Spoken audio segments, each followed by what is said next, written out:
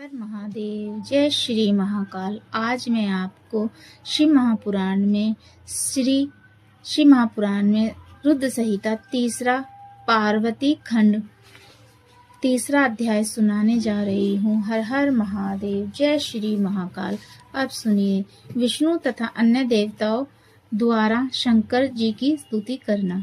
सबसे पहले भगवान विष्णु ने शंकर जी की इस प्रकार स्तुति की। भगवान, आप आदि हो, अंत से रहित हो। आपकी स्तुति करने में वेद भी असमर्थ हैं। आपके भाव से भी प्रभावित हूँ। आप घट घट के वासी अंतर्यामी हैं। इसके पश्चात तमाम मुनियों ने इस प्रकार स्तुति की, अपना अपना आनंद प्रकट किया। देवताओं की स्तुति सुनकर भगवान सदाशिव ने कहा, देवगण, तुमसे प्रसन्न हूँ, इच्छा करो, अपनी इच्छा अनुसार वर मांगो। शंकर जी के वचन सुनकर देवमंडल ने कहा, आपको प्रसन्न कर देखकर सब बड़ा आनंद हुआ कर रहे हैं। केवल आपकी भक्ति की इच्छा है। प्रभु, आप सदैव दुष्टों से भारी रक्षा करते रहते हैं।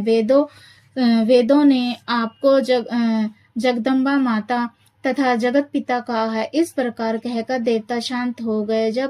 तब भगवान सदाशिव ने उन सबको हर तरह से तसल्ली देकर विदा किया। केवल और विष्णु वहां रह गए। तब भगवान सदाशिव ने कहा, तुम दोनों मेरे ही अंग हो, इसीलिए संसार के काम को भली भांति चलाओ, और जब भी तुम्हें कोई संकट हो तो मुझे बताओ और अपनी इच्छा अनुसार वर मांगो। मैंने और भगवान विष्णु ने भक्ति का वरन मांगा। इसके पश्चात शंकर जी ने कुबेर का हाथ पकड़कर कहा, तुम्हारे प्रेम के कारण ही यहाँ आए हैं। हमारी और आपकी मित्रता भी संसार में सबको मालूम हो गई है।